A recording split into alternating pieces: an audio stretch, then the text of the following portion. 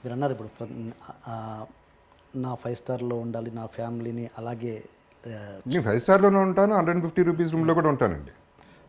అది కూడా ఉంటా. I'm telling I can afford. అంటే నేను మీ బ్యాడ్ ఫేజ్లో కూడా అలా ఫ్యామిలీకి చూపించారా? అలా చూపించని పరిస్థితి కూడా వచ్చిందా మీకు? వచ్చిందండి సిచ్యువేషన్. అంటే ఒకటి ఏంటంటే ఆ ఫ్యామిలీకి చాలా వరకు లాస్ట్ 1 year వరకు ఏం తెలియదు, అది నేనేం చెప్పలేదు ఎవరికి. ఓకే.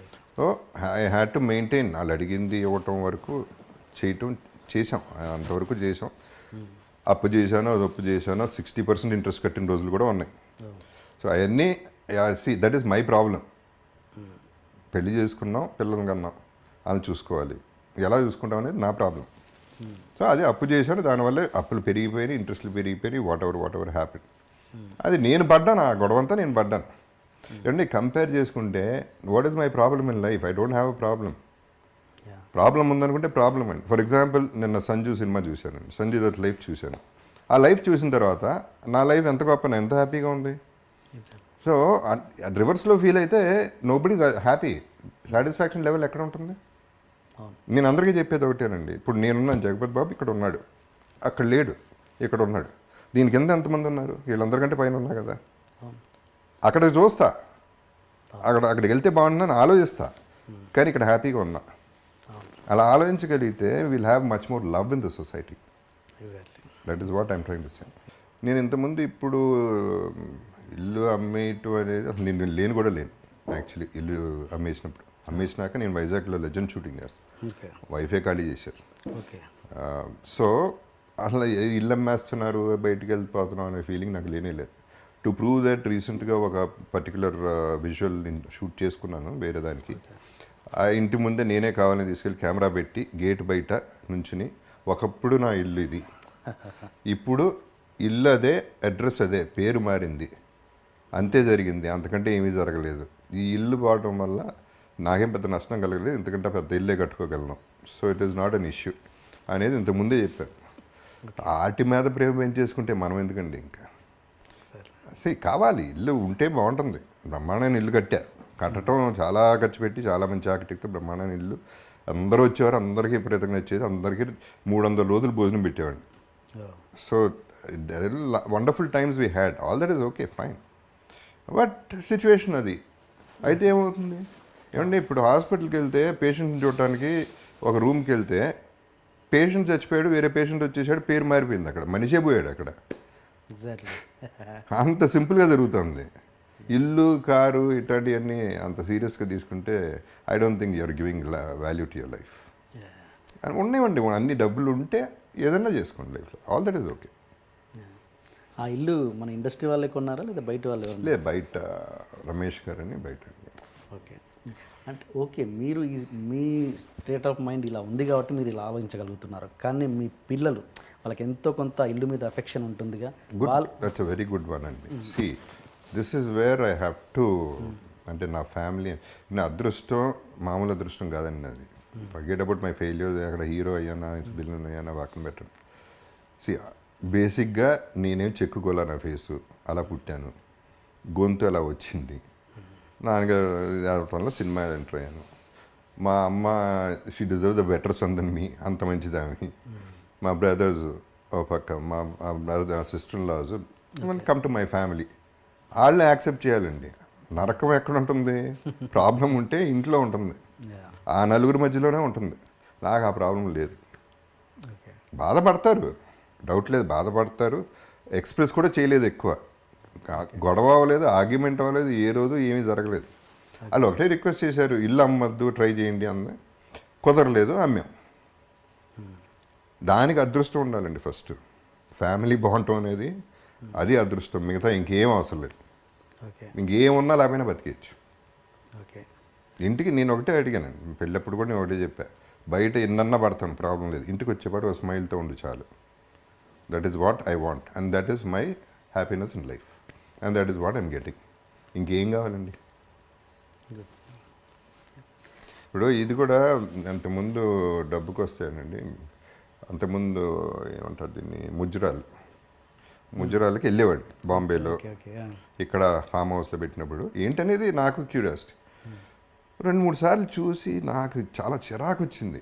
ఆ నోట్లు అట్ట ఇసిరేయటాలు, ఇక్కడ పెట్టటాలు ఆడాళ్ళకి, అక్కడ పెట్టటాలు. అసలు ఏంటిది, ఏం వాల్యూ ఇస్తున్నాం మనం ఆడాళ్ళకి? స్త్రీకి ఇదే మనం ఇచ్చే వాల్యూ.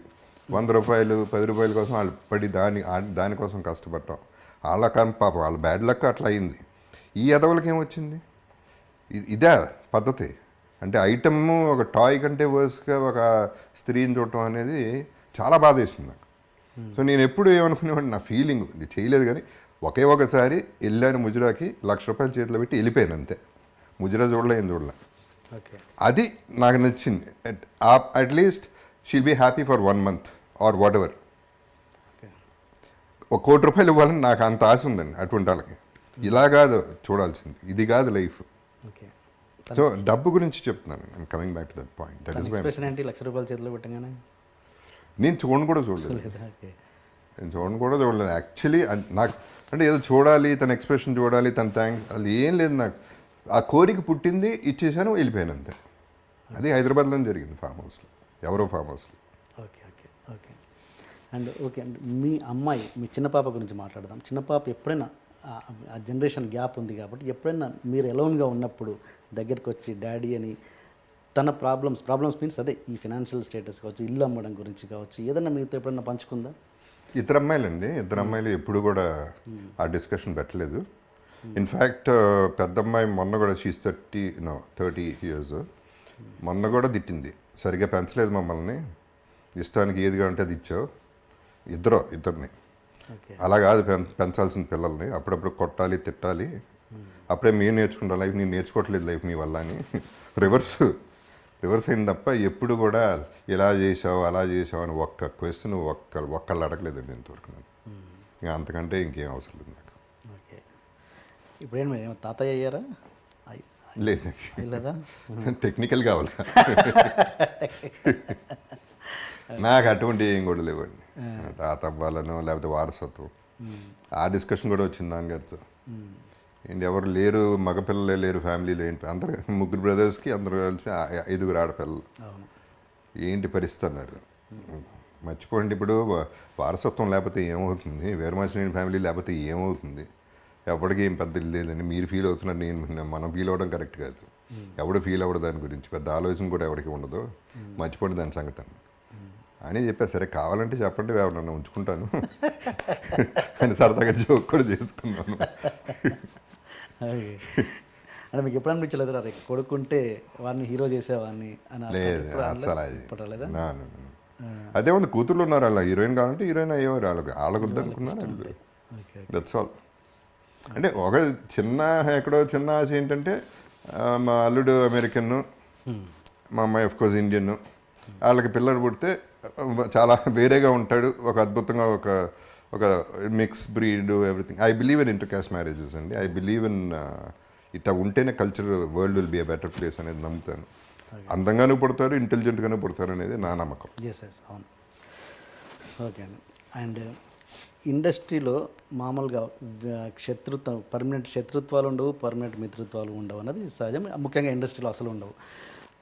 మీకు అంటే ఎప్పుడైనా నాకు దగ్గర అవుతారు అని ప్రాణ స్నేహితులు, అంటే ఎప్పుడైనా పంచుకోవచ్చు అనే ప్రాణ స్నేహితులు ఉన్నారా ఎవరైనా?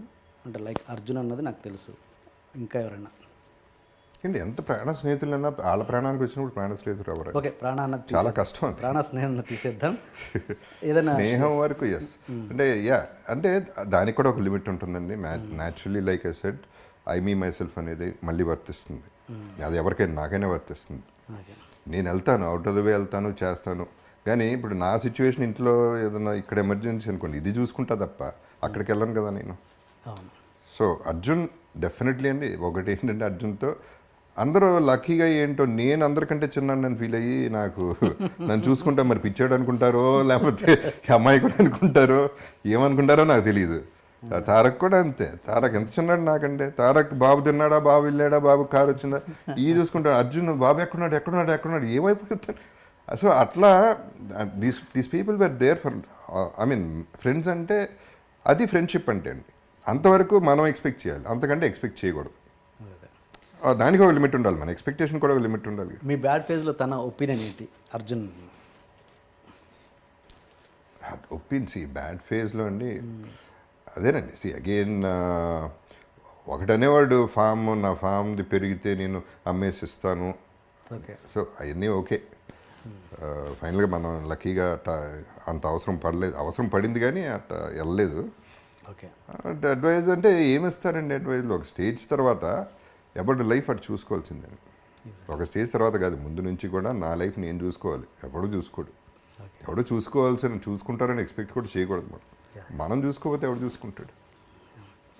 అండ్ ఇప్పుడు అర్జున్ మీద వచ్చిన అలిగేషన్, శృతి అనే హీరోయిన్ వచ్చిన అలిగేషన్ వేసింది కదా, సెక్సువల్ ఇది, దాని మీద మీ ఒపీనియన్ ఏంటి? అది ఎట్టా ఎలిగేషన్ అండి? ఏం ఎలిగేషన్ అది? I don't think it's an allegation.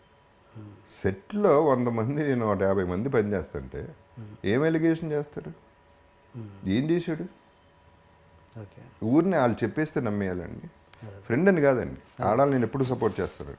100% casting couch అనేది ఎంతో కొంత ఉంది, కాదంట్లా. ఎక్స్ప్లాయిటేషన్ ఎంతో కొంత ఉంది, కాదంట్లా. కొంతమంది ఒప్పుకుని దానికి సినిమాల్లో చేస్తున్నారు, చాలామంది ఒప్పుకోకుండా కూడా సక్సెస్ అయ్యి ఉన్నారు. అది వాళ్ళ ఇండివిజువాలిటీని బట్టి ఉంటుంది, వాళ్ళ అవసరాన్ని బట్టి ఉంటుంది. దాన్ని పెద్ద ఇష్యూ చేయటం, ఎస్పెషల్లీ ఇటువంటి ఇష్యూస్ చేయటం అనేది ఏది దొరికింది, ఒక మీటూ దొరికింది కాబట్టి ఇట్ ఈస్ ఐడెంటిటీ క్రైసిస్ అండి. బేసిక్లీ నన్ను ఎవడో గుర్తించట్లేదు అని అదో ఇంకోటో రీజన్స్ తప్ప, ఇది నాకు ఎలిగేషన్ అయితే నాకు కనపట్లేదు. రూమ్లో అట్ట చేశాడు అంటే ఏమైనా ఆలోచించవచ్చు తప్ప, సెట్లో చేశాడు అనేది నాకు అది ఎలిగేషనే కాదు.